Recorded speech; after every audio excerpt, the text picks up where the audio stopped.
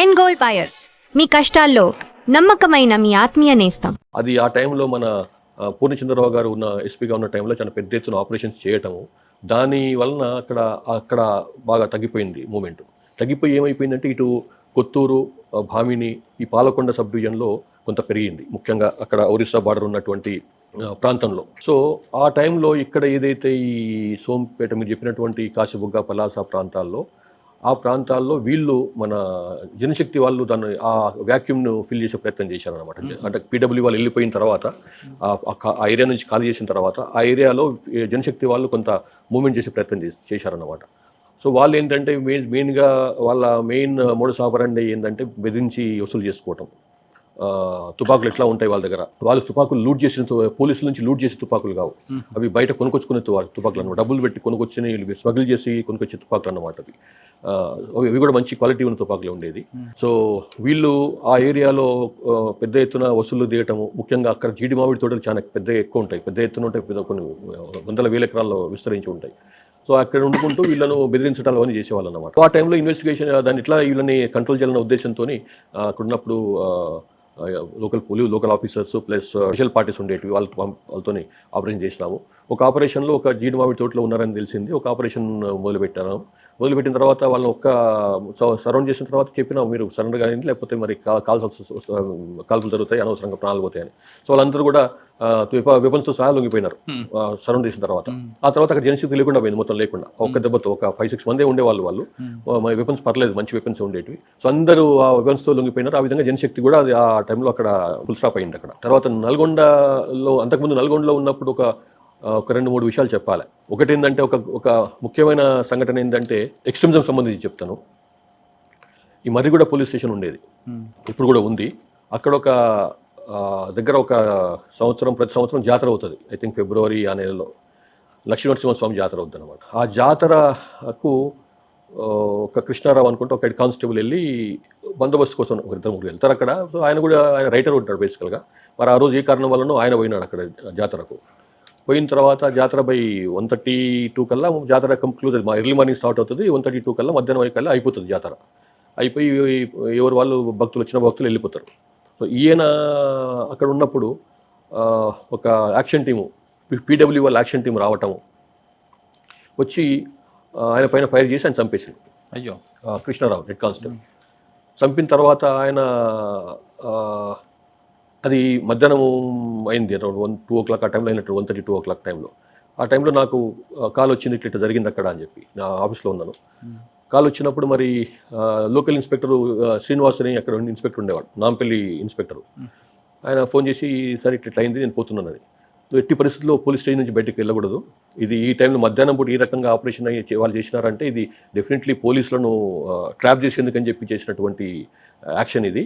So మీరు ఎట్టి పరిస్థితుల్లో బయటకు వెళ్ళొద్దని చెప్పిన. ఆయన మరిగూడలో ఉండేవాడు, నాంపల్లి ఇన్స్పెక్టర్ అయినా మరిగూడలో నుంచి హెడ్ క్వార్టర్స్ ఉండేవాడు అనమాట. ఆయన అక్కడ నుంచి మేబీ ఒక 5-6 కిలోమీటర్లు ఉంటుందేమో అది ఆ స్పాట్. సో నేను ఎట్టి పరిస్థితి వద్దని చెప్పిన. ఆయన 2-3 సార్లు ఫోన్ చేసినాడు, సార్ మన హెడ్ కానిస్టేబుల్ సార్ చనిపోతే అక్కడ డెడ్ బాడీ పడి ఉంటుంది, మన పోకపోతే బాగుండదు, అట్లా అని. పోదాం కానీ దానికి పద్ధతి ప్రకారం వెళ్దాము, దానికి కొన్ని టాక్టిక్స్ తీసుకుని వెళ్దాము, ఎందుకంటే ఇట్లా వెళ్తున్నామంటే తప్పకుండా ట్రాప్లోకి ఇరికిపోతాం మనము, వద్దు అని చెప్పి నేను చెప్పినాను. చెప్పిన తర్వాత వెహికల్ ఎట్టి పరిస్థితుల్లో వెహికల్ ఎక్కొద్దు, వెహికల్లో పోనే వద్దు, ఆ డెడ్ బాడీ మనం ఏ రకంగా తెప్పించుకుందాం అని. సో నేను ఇక్కడ నుంచి ఒక లారీ పట్టుకొని మా హెడ్ క్వార్టర్స్లో, మన నల్గొండ హెడ్ క్వార్టర్స్ ముందే ఒక ఖాళీ లారీ పోతుంది, దాన్ని ఆపి అందులో ఎక్కి మేము అక్కడ మరి కూడా అక్కడైతే ఇన్సిడెంట్ అయిందో అక్కడికి బయలుదేరినాం అనమాట. సో అక్కడ వెళ్ళినాం. ఆయన కూడా అక్కడ కాలినడకని వచ్చినాడు ఆయన, ఆన్ ఫుట్. ఎవరు ఇన్స్పెక్టర్ శ్రీనివాస్, చింతమనేని శ్రీనివాస్. వచ్చిన తర్వాత అక్కడ స్పాట్కి వెళ్ళినాము, అంతా అయిపోయింది, అది చేసుకున్నాం. మళ్ళీ అక్కడ నుంచి అందరం కలిసి బై రోడ్డు, అంటే ఒక 40-50 మంది, సుమారు 40 మంది వరకు స్పెషల్ పార్టీ వాళ్ళు, లోకల్ పోలీస్ అంతా ఉన్నారు. సో నేను ముందే చెప్పినాను, ఒక్కరు కూడా గుంపుకు రావద్దు, మనం కచ్చా బాట కూడా కచ్చా బాట, అది అంటే మెయిన్ రోడ్ అయినప్పుడు కూడా బీటీ రోడ్ కాదు అది, అప్పుడప్పుడు వేస్తున్నట్టున్నారు, మధ్యలో ప్యాచెస్ ఉన్నాయి. సో పోలీస్ స్టేషన్కి మళ్ళీ అక్కడి నుంచి బయలుదేరదామని పోలీస్ స్టేషన్ నడుచుకుని వెళ్తున్నాం అనమాట. అంతలో మన ఓఎస్డి ప్రభాకర్ కూడా అక్కడికి వచ్చిండు. ఆయన హైదరాబాద్లో ఏదో పని మీద పోయిండు. ఈ సంగతి తెలుసుకుని ఆయన కూడా ఇటు మాల్ నుంచి ఇట్లా యాచారం మాల్ మీదుగా ఆయన కూడా అక్కడ ఆయన ఆటోలో వచ్చిండు. అంటే చూడండి, అప్పుడు పరిస్థితిలో మనం వెహికల్లో పోయే పరిస్థితి లేదు, ఆటోలో మామూలు ప్రయాణికునిలాగా వచ్చిండు అనమాట, తన గన్మెన్లు వేసుకొని. సో అట్లా మేము పోలీస్ స్టేషన్కి నడుచుకుంటూ వెళ్తున్నాం. బాగా ఎక్స్టెండెడ్ లైన్ మన సింగిల్ లైన్ ఫార్మేషన్లో ఒక్కొక్క మధ్యలో గ్యాప్ పెట్టుకొని నార్మల్గా ఎట్లయితే మనం ప్రికాషన్స్ తీసుకోవాలనో ఆ ప్రికాషన్స్ తీసుకొని నడుచుకుంటూ వస్తున్నాం అనమాట. వస్తుంటే అప్పటికి సాయంత్రం అయిపోయింది, అరౌండ్ మేబీ 6:30 అయి ఉంటుంది బహుశా. సో సడన్గా ఒక 100 మీటర్ల 60-70 మీటర్ల దగ్గర ఒక చెట్టు బ్యాక్ నుంచి పరిగెత్తున్నాడు అటువైపు టువర్డ్స్ అటు సైడ్ వాళ్ళు పరిగెత్తున్నాడు. మన వైపు నుంచి మన గుంపులో నుంచి కూడా మా టీంలో నుంచి కూడా ఆనేవాడు పరిగెత్తున్నాడు. ఇదేంటి ఇట్లా పరిగెత్తున్నారని చెప్పి మనం ఆపినాం వాడిని. అరే ఎందుకు పరిగెత్తున్నాం అని చెప్పి ఆపిన తర్వాత ఎందుకు ఇట్లా పరిగెత్తున్నాడు వీడు అని చెప్పి అక్కడ మేము ఎక్కడైతే రోడ్డు మీద ఉన్నామో రోడ్డు పక్కన నడుస్తున్నాం అనమాట. రోడ్డు మీద నుంచి కాకుండా చూసే వరకు అక్కడ 2 క్లెయిమర్ మైన్లు ఉన్నాయి. అక్కడ మేము నిలబడ్డ దగ్గరనే 2 క్లెయిమర్ మైన్లు. అంటే ఏం జరిగింది అంటే ఎందుకు పరిగెత్తున్నాడు అని మీరు అడగవచ్చు. మా టీంలో మా స్పేల్ పార్టీలో నుంచి అందరితో పాటు నడుచుకుంటూ వస్తున్నటువంటి ఓఎస్డి ప్రభాకర్ గన్మెన్ ఒక ఆయన, అతనికి ఏదో అనుమానం వచ్చింది. ఒక చెట్టు సాటున ఏదో కదిలికుంది అని కూడా చూస్తున్నాను అనమాట. గమనిస్తుంటాం కదా మనం వస్తున్నప్పుడు, ఇట్లాంటి పరిస్థితుల్లో గమనించుకుంటూ వస్తుంటాం కదా.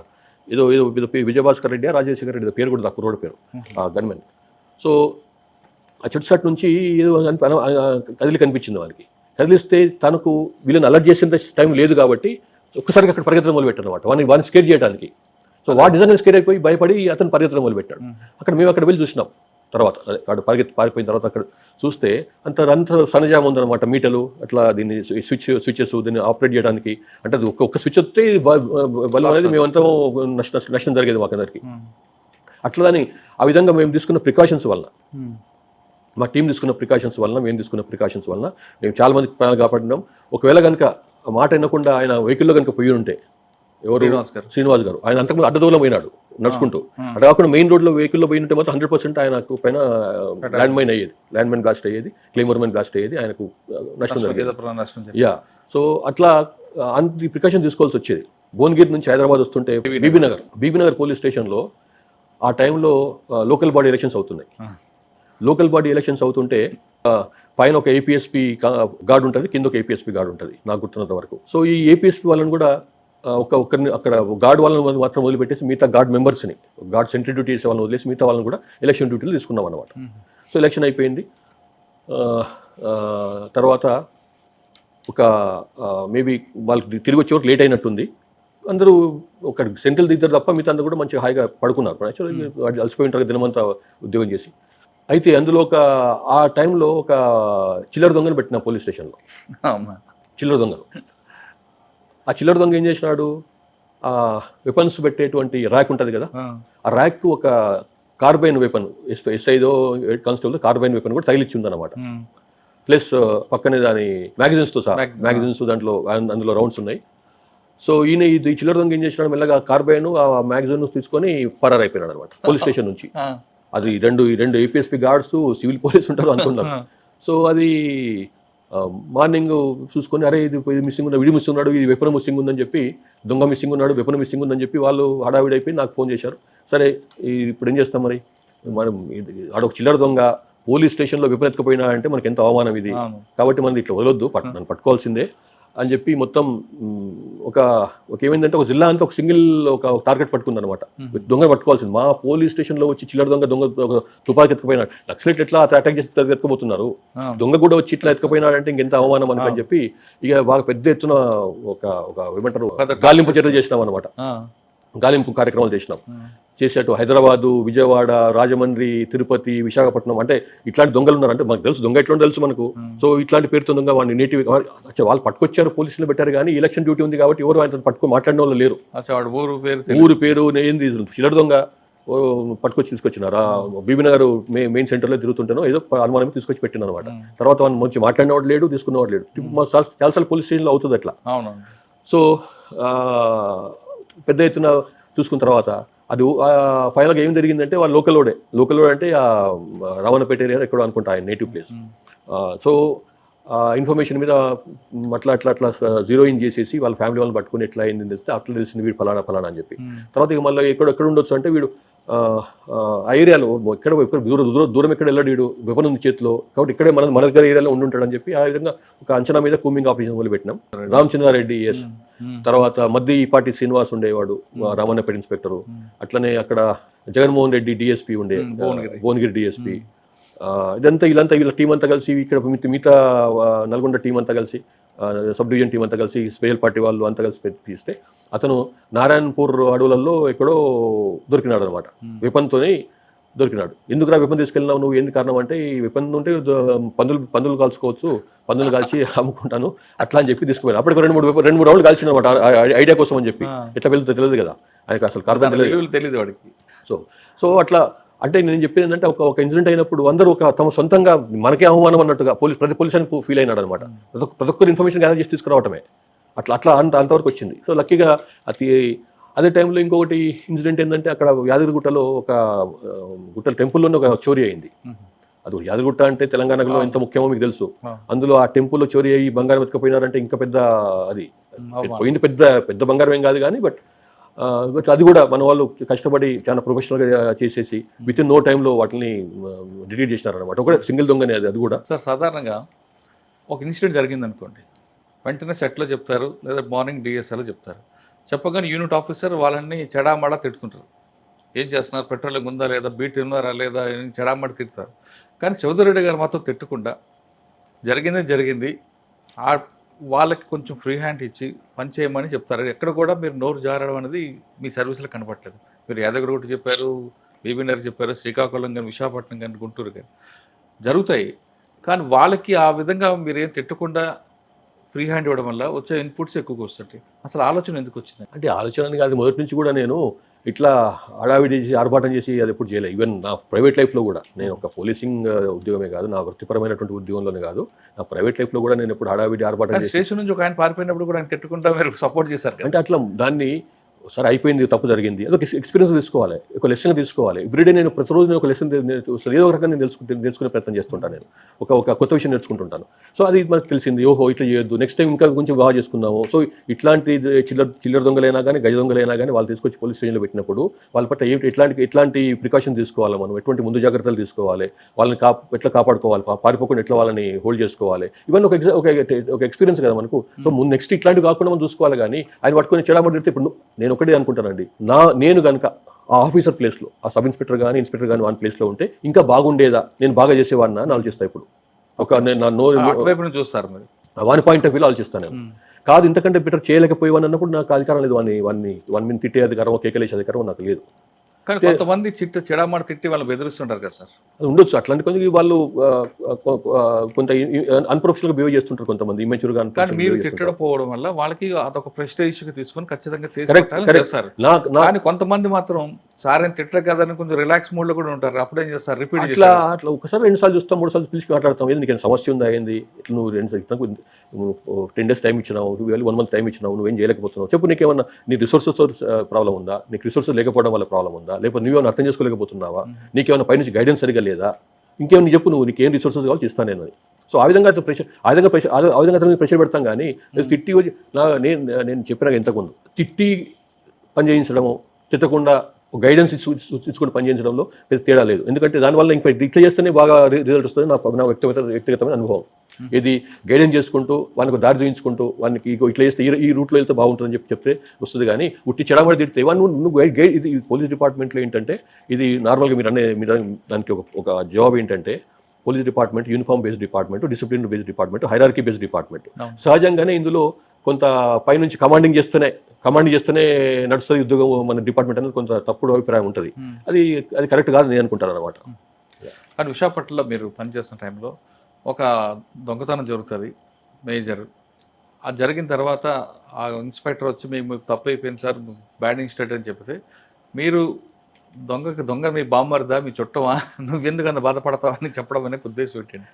అదేనో నాకు గుర్తులేదు మరి, అది ఎప్పుడైందో ఏదో కూడా ఎప్పుడైనా అట్లా అనుకోకుండా అట్లా వచ్చి ఉంటుంది. కానీ నాకు స్పెసిఫిక్గా నేను ఇప్పుడు గుర్తు చేసుకునే నాకైతే గుర్తులేదు. బట్ అయి ఉంటుంది. నేను అనేది ఇప్పుడు బాధపడితే సరే అయిపోయింది, పోయి బాధపడడం లాభం ఏంది, దాన్ని బయటపడేసే ప్రయత్నం చేయాలి. కానీ బాధపడుకుంటూ కూర్చుంటే ఏదో నువ్వు దొంగతనం చేసినావా. నేను చాలాసార్లు ఏమవుతుంటే మా డిపార్ట్మెంట్లో కింద ఏమైనా జరిగింది అనుకోండి, ఒక మర్డర్ అయింది అనుకోండి, ఫర్ ఎగ్జాంపుల్ అనుకుందాం, పై ఆఫీసర్ ఫోన్ చేస్తే ఆయన బిహేవియర్ ఎట్లా ఉంటుందంటే నేను వీడియో మర్డర్ మనకు ఆడుకుంటాను. అసలు నేను మర్డర్ చేసిన ఇట్లా నన్ను ఎట్లా అంటున్నాడు పై ఆయన అని చెప్పి ఆయన గైడెన్స్ ఇవ్వాలి, ఎందుకు జరిగిందని తెలుసుకునే ప్రయత్నం చేయాలి. అంతేగాని ఉట్టేనే చెడామడా తీస్తే లాభం ఏంది. వాడికి నెక్స్ట్ టైం వచ్చి ఇంకా అచ్చా తిట్టడం వల్ల వాడు ఏమైపోతారంటే భయంలో సరే పనిచేయలేని పరిస్థితి రావచ్చు. వానికి ఫ్రీగా పనిచేసే ప్రయత్నం చేయాలి. ప్రెజర్ తీసుకుంటాడు. తప్పు చేస్తే పక్క తీసుకొని బాబు నువ్వు తప్పు చేసినవి కరెక్ట్ కాదు, నువ్వు కొంచెం జాగ్రత్త ఉండాలని చెప్పి అందరి ముందు కొంతమందికి అందరి ముందు తిడితే అది పెద్ద గొప్పతనం అనుకుంటారు అనమాట. నా బాసిజాన్ని చూపించిన చూడండి అని చెప్పుకుంటారు అనమాట. అది కరెక్ట్ కాదు. నా ఉద్దేశంలో ఆ రకంగా బాసిజం కాదు. బాసిజం అంటే అభిమానంతో అభిమానం సంపాదించాలి కానీ వాళ్ళ అది సంపాదించాలి, నమ్మకం సంపాదించాలి కానీ తిడితే నాకు నమ్మకం లేదు. అంటే ఆ ప్రెజర్ మీరు తీసుకుంటారు కానీ సబార్డినేట్కి ఎవరు? అది లీడర్ అండి. మరి ఒక లీడర్ డ్యూటీ అది కదా. లీడర్ డ్యూటీ ఎప్పుడైనా కానీ ప్రెషర్ తీసుకోవాలి, దాని కిందికి రేడియేట్ చేయొద్దు, కిందికి పాస్ ఆన్ చేయకూడదు. కానీ కొంతమంది ఆఫీసర్లు ప్రెస్ అయితే నాది, మైనస్ అయితే సబార్డినేట్ అంటారు. అట్లా ఉంటారండి. వాళ్ళకి ఇమేజ్ చుట్టూ ఉన్న ఆఫీసర్లు ఉంటారు కొంతమంది. వాళ్ళకి మనం ఏం చేస్తాం, కొంత ఉన్నారు, నో డౌట్ మీరు అన్నమాట కరెక్టే. సార్ గుంటూరు వచ్చారు శ్రీకాకుళం నుంచి. గుంటూరులో కోటప్పకొండ ప్రభలు డాన్సులు ఉంటాయి, మరి దాన్ని అరికట్టడంలో అది మొదటి నుంచి కోటప్పకొండ గొప్ప టెంపుల్ అండి. అది చాలా గొప్ప టెంపుల్, అంటే ప్రాచీనమైన టెంపుల్, దానికి మంచి చరిత్ర ఉన్నది. బట్ సంభవం ఏంటంటే ఓవర్ పీరియడ్ ఆఫ్ టైం, మరి ఐ డోంట్ నో ఎప్పుడు స్టార్ట్ అయిందో నాకు ఐడియా లేదు. కానీ ఆ కోటప్పకొండ తిరునాళ్ళు అంటే ఆ జాతర అంటే అది మహాశివరాత్రి టైంలో వచ్చేది. అంట్లో అంటే అశ్లీలపరమైన డ్యాన్సులు చేయటము, సినిమా రికార్డింగ్ డాన్సులు పేరు మీద అంత కొంత ఇన్అప్రోప్రియేట్ డాన్సులు, అశ్లీల డాన్సులు చేయడం అనేది చాలా కామన్ అయిపోయింది అక్కడ. కానీ దానికి కామన్ గానీ అక్కడ పొలిటీషియన్స్ కు సపోర్ట్ చేయబట్టి అది కూడా ఒక కారణం అనుకోండి. ఆ ప్రాంతంలో ఉండే పొలిటీషియన్స్ కూడా అదొక తమ గొప్పతనంగా భావిస్తారు అన్నమాట. ఫ్రీగా పోలీసులను మేనేజ్ చేసేసి డాన్సులు చేస్తే ఈయన గొప్పతనం అన్నట్టుగా అట్లా కూడా తయారైపోయింది అది. ఆ టైంలో మేము అనుకున్నాం అంటే ఎట్టి పరిస్థితులు దీన్ని అలో చేయొద్దు, ఎందుకంటే ఈ డాన్స్ల వలన ఒక గొప్ప ఒక టెంపుల్కు ప్లస్ ఒక మంచి పర్వదినానికి, ఒక గొప్ప పర్వదినానికి చెడ్డ పేరు వస్తుంది. సో మనం దానికి ఎట్లా కంట్రోల్ చేయాలన్న ఉద్దేశంతో ఆ టైంలో మనకి రవి ప్రకాష్ నా దగ్గర అక్కడ గుంటూరు జిల్లా ఓఎస్డీగా ఉండే, ఆఫీసర్ ఆన్ స్పెషల్ డ్యూటీ, ఇప్పుడు ఐజీగా ఉన్నాడు ఆంధ్రాలో. సో ఆయన ఇద్దరు కూర్చొని ఎట్టి పరిస్థితుల్లో మనం అలో చేయొద్దు అని చెప్పి అనుకున్నాం. దానికి ఏం చేయాలి, ఉట్టిగా పోయాడు కూడా అలో చేయడం అంటే ఫస్ట్ ఎవరైతే ఆ అమ్మాయిలు అక్కడ వెళ్ళి డాన్స్ చేసే వాళ్ళు ఉంటారో, ఆ ప్రాంతం వాళ్ళు చుట్టుపక్కల చిలుకూరుపేట ఆ చుట్టుపక్కల ప్రాంతం వాళ్ళు ఎవరు ఉంటారు, వాళ్ళని పిలిచి వాళ్ళను కట్టడి చేయటం, మిర్చి పోవద్దు, ఇది ఈ రకంగా. సరే వాళ్ళు పేదోళ్ళు పాపం, వాళ్ళకు అదొక జీవన వృత్తిలాగా, ఏమంటారు దాన్ని, ఒక జీవికలాగా ఉంటుంది వాళ్ళకు. బట్ మనం చెప్పిన అట్లా కరెక్ట్ కాదు ఆ రకంగా చేయటం, మీరు పోవద్దు అని చెప్పి అట్లాగే women and child welfare department వాళ్ళను కాన్ఫిడెన్స్లోకి తీసుకొని వీళ్ళను ఈ 2-3 రోజుల పాటు ఇక్కడ ఈ డాన్స్లో 2-3 రోజుల పాటు వాళ్ళ ఎట్టి పరిస్థితుల్లో కూడా మీ దగ్గరే ఉంచుకోండి, వాళ్ళు మీ కస్టడీలో ఉండాలి. కస్టడీలో అంటే మీ దాంట్లో ఉండాలి, వాళ్ళకి కావాల్సిన ఏర్పాట్లు మీరు చేయండి అని చెప్పి. మూడోది ఏంటంటే ఇక్కడే కాకుండా వేరే ప్రాంతాలకు చెప్పిస్తారు. ఇక్కడ లోకల్ వాళ్ళని కట్టడి చేసినాం కాబట్టి వేరే జిల్లాలకు వెళ్ళి తెప్పించి డాన్సులు చేస్తారు. ఇక్కడ కావాలంటే ఇక్కడ డబ్బులు ఎక్కించి, అది వాళ్ళు కూడా ఒక జిద్దుగా తీసుకుంటారు, ప్రెస్టీగా తీసుకుంటారు కాబట్టి. సో వాళ్ళకి కూడా చెప్పి పంపినాం, ఇక్కడ ఈ జిల్లాకు మాత్రం రావద్దు, మీరు మీ జిల్లాలో ఏం చేసుకోండి, కానీ మా జిల్లా ఇట్లా చెప్పినాం. ఇట్లా మీకు వాళ్ళకు అఫీషియల్గా చెప్పి పంపినాం అనమాట. మా జిల్లాకు వస్తే కేసులు అవుతాయి, మరి మీ ఇష్టం, మేము చాలా సీరియస్గా ఉన్నామని చెప్పి.